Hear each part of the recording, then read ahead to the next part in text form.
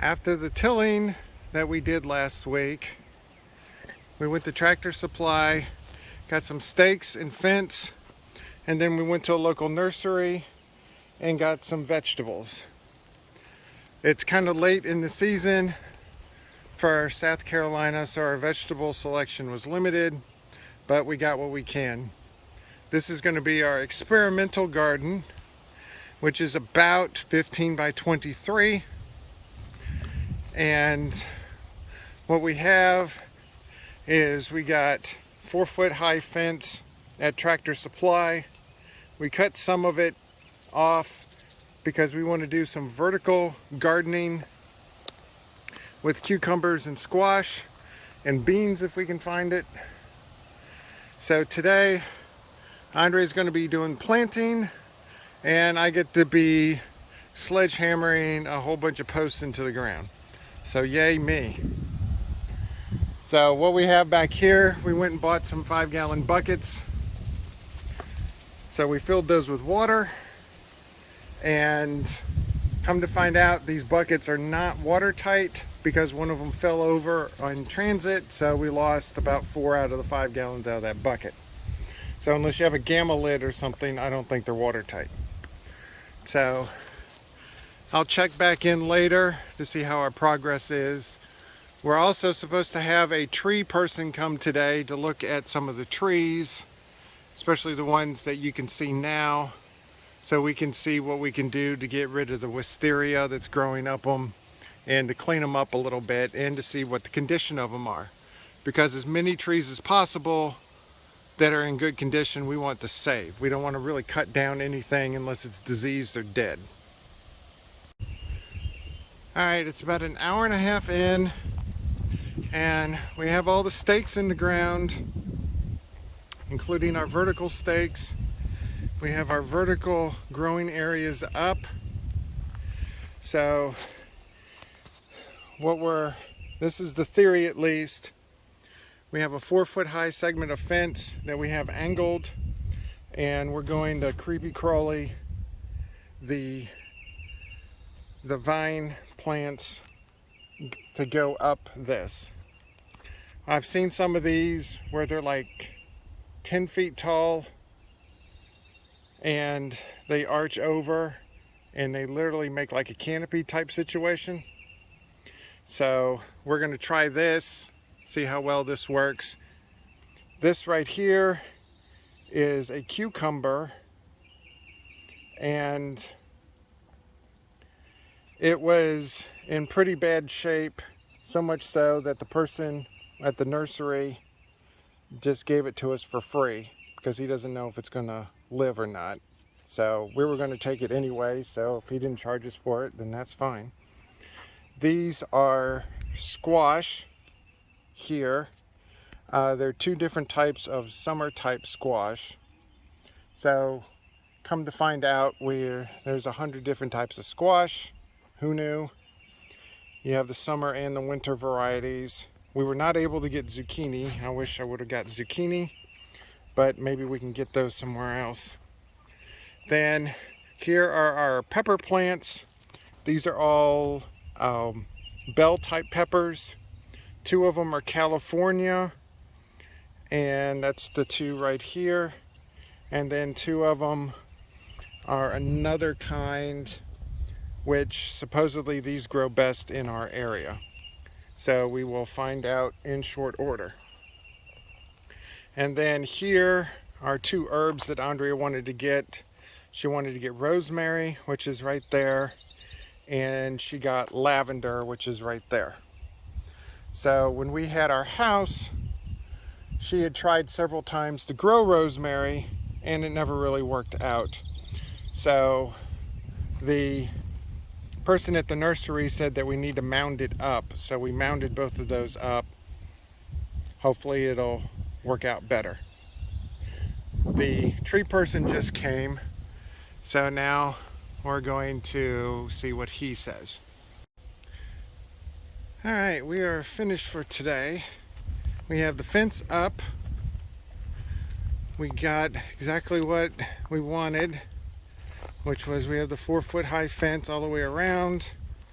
We created a little makeshift opening over here because we're not worried about humans getting in here, because they could get in here no problem. We're worried about critters. So hopefully with the 4-foot fence, that might keep things out. We put about 7 gallons of water on all of these. We watered them 2 different times. So hopefully that will be enough. We will be out here tomorrow with the child and we will water them again.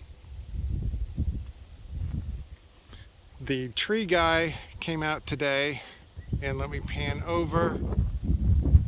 So the area that's dead ahead right there, he's going to clean all that up. There's wisteria vines in the trees, there's brush, there's old dead trees and stuff.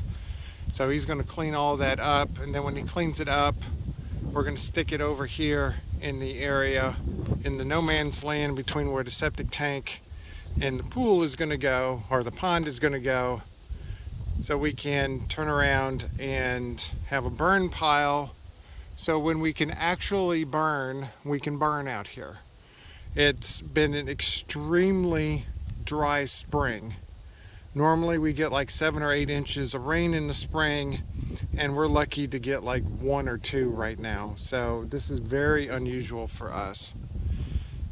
So while there's been no rain, we can't burn. And in the rural areas, you see burn piles all over the place. So everybody's waiting on a good rain so everybody can start burning. That is it for today. We will be back out tomorrow, check on our little garden area, bring the dog out so he can have a little run time, and we'll see you later.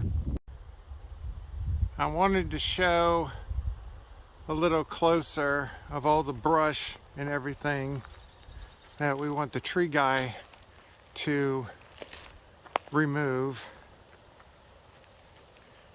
He said that the trees are good except for maybe a sweet gum, which I'll get closer to in a minute.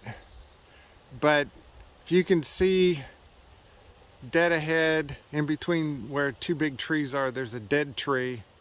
He's going to take from that dead tree left to where the trees end. So he's going to clean up the trees. He's going to clean up all the brush. So he's not going to be able to do that until after we get the culvert. Now we're a little closer. You can see the dead tree, dead ahead, so to speak. And you can see all the thick brush that's over here. So what we want to do is remove all of this and clean it up. And we also want to let me get a good shot of the wisteria vines growing up these trees. The wisteria is normally not this big. So if you see that vine dead ahead, that is a wisteria vine. And then let me pan over here. If you look up the tree, see if I can get a better shot. Right there, that's a wisteria vine. So it's kind of wrapping around and choking the tree. The tree guy said that the trees will be good once we get rid of all this stuff. But I just wanted to show in a little greater detail what exactly needs to be done. And because we have 9 acres, we can take all the brush and we can put it into a burn pile. And then when certain conditions are met, like it's just rained and there's not high wind and things like that, all we have to do is just notify the fire department that we're going to be burning, and then we can burn.